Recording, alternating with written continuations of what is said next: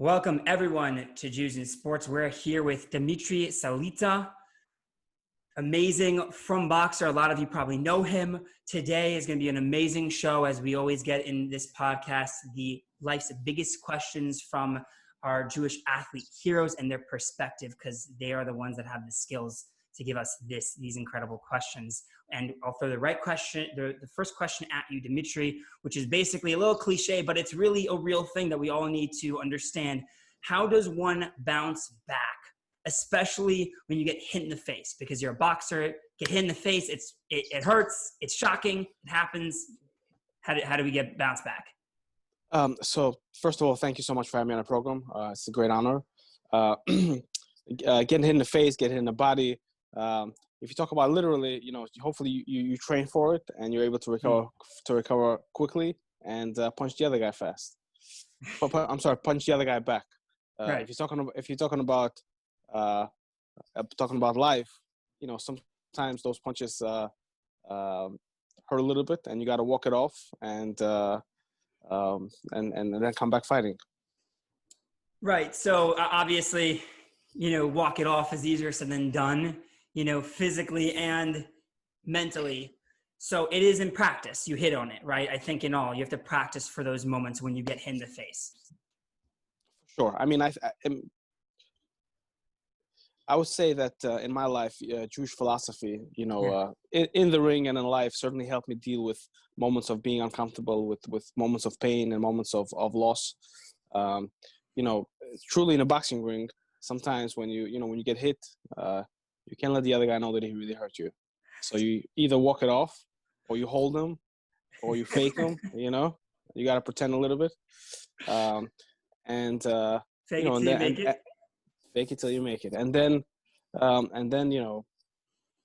because you practice and because you have the mental strength and the physical strength, your strength and your spirit comes back to you, and then you're able to get back into the fight and do what you need to do. That's been effective for me in the ring. Sometimes in real tough situations, you got to take a knee and take the 8 count, before you get up. Take a deep breath of air so you kind of refill your lungs and fill your body with energy so you can come back fighting. It's a big key. If no one has taken a deep breath today, I encourage you to do so, because we all forget, especially in those moments when we get hit in the face, and it's very beautiful. There's so much in there, but we'll talk about it after the intro. I gotta say, you came out swinging with the first question, man. Good for you. Hey, you're the Mike Tyson of radio program. Okay, round 2 coming up. Let's go, champ. Welcome to Jews in Sports. I'm your host, Michael Neuman. Yes, that's me. I competed on LeBron James' show $1 Million Mile on CBS, where I go on to win $25,000 while wearing my yarmulke, inspiring people around the country and creating moments like this. And so I created my foundation, where we take kids with physical challenges through an actual live Spartan race, not only changing their lives, but the lives of the volunteers. I am an elite pro Spartan racer, appearing on many podiums, and am currently training for Season 4 of Israel Ninja Warrior. This is my podcast, delving into life's biggest questions from the perspective of our Jewish athlete heroes. Created to inspire and empower, please enjoy our program. So coming back from the break, let's introduce who you are, because your story is very inspirational, especially for Orthodox Jewry, for anyone really, because it's a story filled with faith, filled with, boxing, fighting back, knowing yourself. It's really wonderful. And so we'll start with the fact you're an American professional boxer.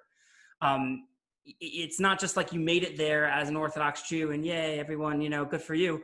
You thrived, right? Number 1 in the world, 4 titles you held, and then go on after, now to being the leading boxing promoter. You really, you came out swinging. It wasn't just you made it and you were happy and such. So let's start with really the combination of your Frumkeit with Jewry, with boxing. I will start right off with let's start with the fact of Shabbos.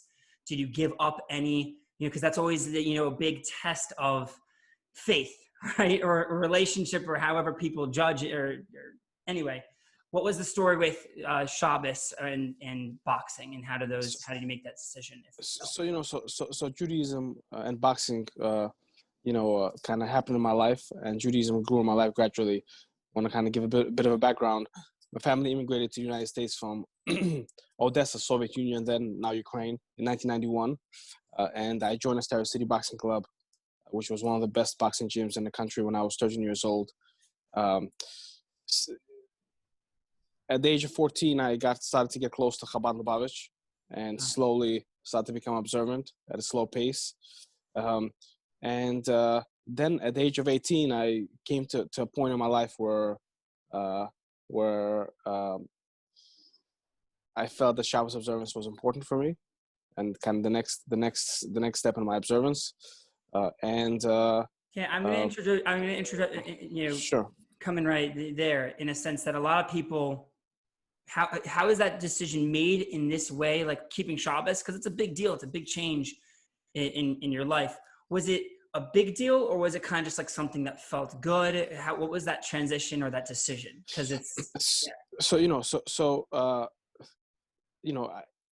looking back at it now, I really believe in the domino effect, and kind of small domino and bigger domino. And I first started to come to the Chabad house, not really doing much, not knowing much, and gradually it felt the Judaism that I learned and the Chassidus that I learned really inspired me in my life, in the boxing gym, and my personal life that I was going through, and I was going through a difficult time, with immigration and with some other personal issues. So, I started to learn about Judaism and progress in that and my observance. And then when I was 18, I was getting ready to compete at the U.S. Nationals. And for those of you that saw Rocky before his big fights used to run and get a blessing from a priest.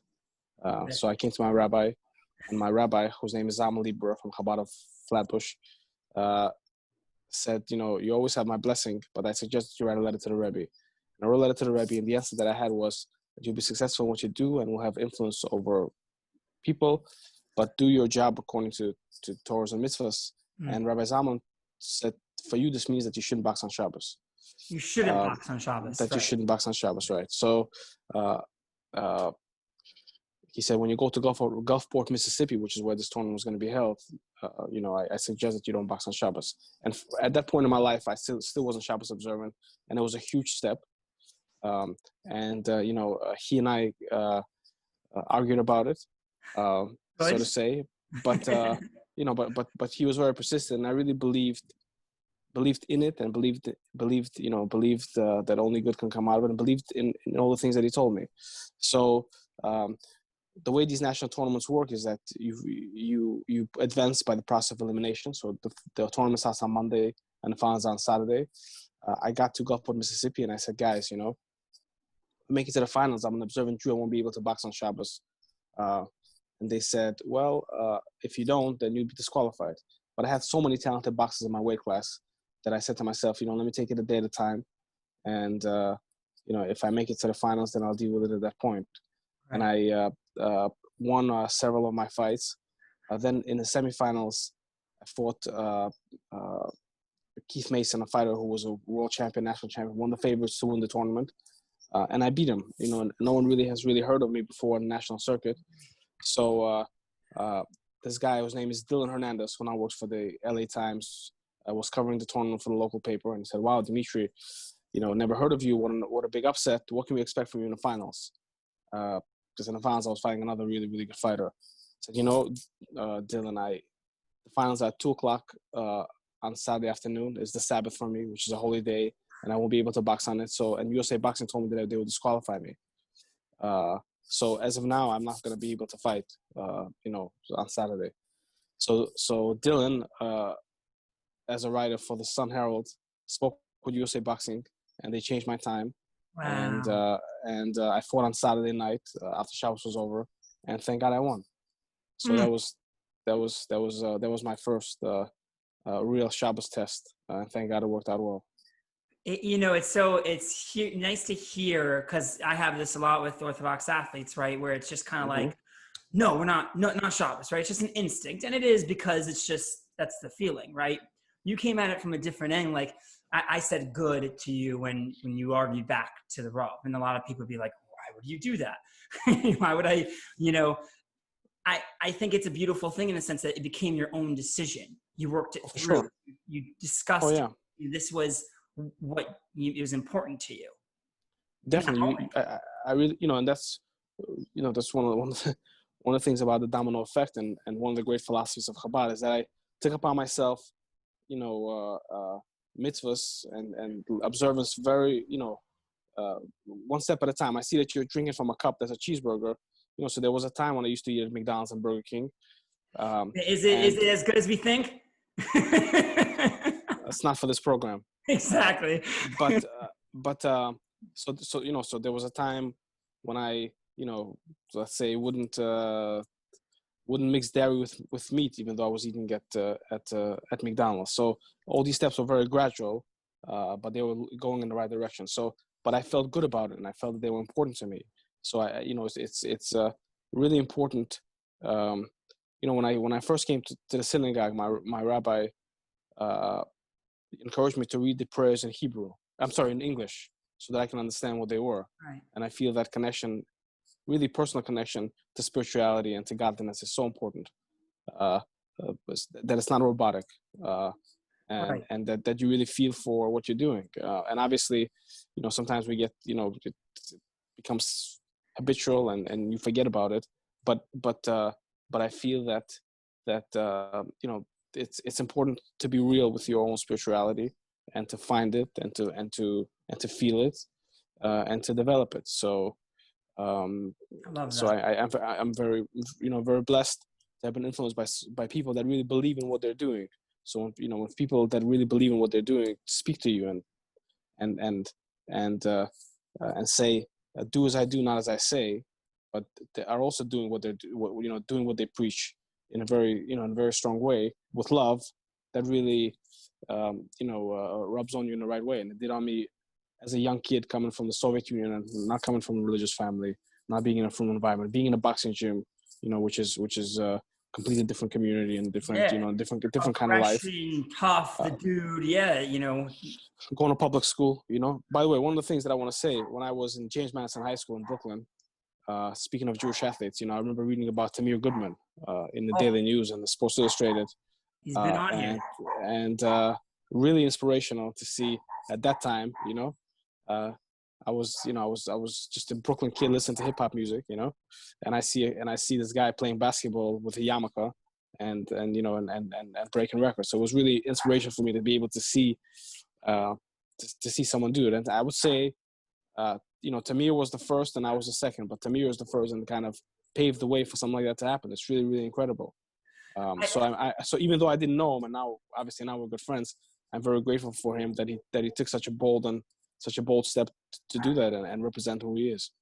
It's because I'd had Tamir on and I had asked him, it's not such a simple thing. It's not an easy answer, all these things, because it is who you are. You touched on it. So important to know who you are. Torah is not a religion of robots.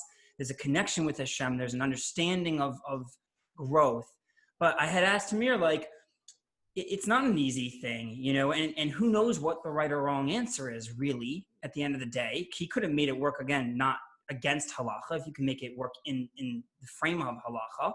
He goes on to win, be on the team in Yarmulke, they win the national champion, and he can inspire more people, who knows. But his point was also, to your point, the little things, and then what Hashem does with that, being that then he goes and inspires you, and then you inspire other people. These big decisions in our life, you have to understand they have more effect than just in that moment.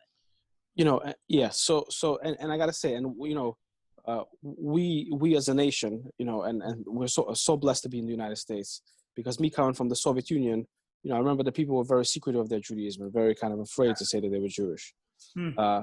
So when I came to the United States, when I came to Brooklyn, it was the first time in my life that I've seen people walking with yarmulkes, Wow. dressed in kapatas, and then Jewish, and openly, go to synagogues. That was really, really incredible and really beautiful. I grew up in Star City Boxing Club. One of the most influential people in my life was a name was a man by the name of Jimmy O'Farrell, and growing up in the urban culture, and you know, a lot of that rubbed off on me as well, and I knew that boxing. I was very passionate about boxing since the beginning, and I was and I was good. So I felt that when I get my 15 minutes of fame, when I get my time, that I would promote myself and be openly and proud of my Judaism. So Because you have that opportunity, you're saying, right? So right, because I had that opportunity, and I was influenced by influenced by Chabad, and influenced by by folks, by different people in the boxing gym. They were from different communities, but still, expressive of who they were in their own way. So Right. so all these two things kind of combined in my life to make me the person that I am, and during my career, to inspire me to do what I did. Again, I think it's very much the expression of who you are. You found out who you are. You stuck to it. It's wonderful. You just hit on a beautiful topic. The United States is such a beautiful country. Look at Ukraine. Look at this. And all these things. Let's talk just about. No, I want to say that now Ukraine and Russia is obviously different than they were when I left, and they're great, and I mean, and there's great growing Jewish communities, and people obviously practice now. It's night and day to what it was when I left. Of course. No, beautiful. But I was going in a sense of just perspective with anti-Semitism, because it's interesting because you're a boxer, right? But you're a very, kind, good moral person, yet you're in a sport that is basically, you look at it, you go, that guy must have tons of rage, because he's fighting in his career. So what should be the response with Jews to anti-Semitism? Do you feel it's as bad, or you feel how should we respond to it? Should it be an aggressive take toward the hateful acts that people do to us? Did you have experienced that in boxing? How did you handle it? What's just all your take on hate and expressing or fighting that? Well, I mean, there's so many different expressions of anti-Semitism. There could be in business, they could be in social interactions, they could be somebody on the street saying something derogatory to you. So there's all different kinds of situations of how you react. And I feel that I'm very proud of my Judaism, and as a fighter when I was young, kind of fighting on TV and being in the news, and a lot of it was because I was Jewish. So like, it's interesting because when there was an article about me and it would mention that I was Jewish because it was an unusual life story, there'd be hundreds of comments on Israel, on politics, on Judaism, which was like so out, like what is this about? I'm just an athlete, I feel that the best response is to be strong and proud of who you are, and to represent yourself, to the best of your ability, and to fight back against it in whatever way you can, whether it's legally or verbally or physically. I mean, if you have to defend yourself, I mean, every situation is different. Right. So, but anti-Semitism and any kind of discrimination is unacceptable, and that's the reason why my family and thousands of Jewish immigrants and other immigrants immigrated to the United States of America. So I'm,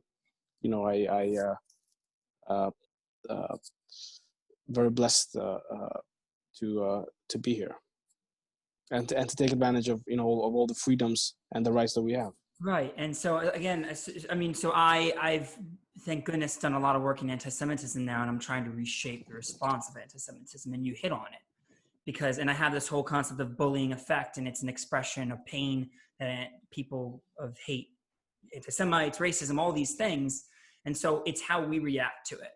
And a little bit more to what you hit on the point, it's knowing who you are, that you're proud, that you're not that different as a Jew. And then it gives you the ability to then react how you need to in that situation. Well, I mean, what do you mean not that different? You could be different. I mean, maybe we can go, maybe I can, what do you mean by not that different? Well, but what I mean not that different is because an anti-Semite wants you to feel different than them. That's the whole point. That's how Right. anti-Semitism works. And once Right. you make them, and then once you succumb to that, you become their victim, because Right. their whole point is to make you feel lesser and different than you are. I gotta tell you, Strong human being. and you hit on a very, very, very, very interesting point, because social, there's a lot of social effects of it's not really direct anti-Semitism, but people go to, people, especially young people, hang out and go to school and go to college and go to different situations. Right. Sometimes, you feel uncomfortable, you feel peer pressure to kind of do to eat here and to do, to do certain things. And that's, that's also a form. I know it's not really anti-Semitism, but it's a form. It's something that we should be aware of, and kind of keep our hands up and move out of the way. You know what I mean? It's a form of not manipulation, because they're not purposely doing it. I'm blanking on the word that I want to use, but it is a form of mapping it. Anyway, the point is very beautifully taken. You need to know who you are. Peer pressure, people that make you feel different. We need to brainwashing. That's what it is. It's a form of brainwashing. Anywho, let's end here on that beautiful note. Be who you are. That's how you'll fight anti-Semitism. That's how you'll, become, whatever you want to be and thrive as you have in your boxing career, and to inspire others and all these wonderful things. If anyone wants to find you, hang out with, is there a place to go? And, I don't know. They can hang out with me on my social media. Yeah. To hang out with you on your social media, exactly. So, I'm on Twitter. I'm on Instagram. I'm on Facebook. We'll put it in the description of this video. Great. Everyone, thanks so much for being here. I mean, again, these interactions, these moments are so important for people to hear, especially from what a wonderful journey. Thank you. I mean, I feel very blessed that to be able to share my journey and my story, and that there's meaning in it, and if some people can get inspired, that's a phenomenal thing. So I'm very grateful to be on your program, and I know that you're located in Florida. I'm in Brooklyn, but it's such a beautiful day today in Brooklyn. I'm just kind of showing you around.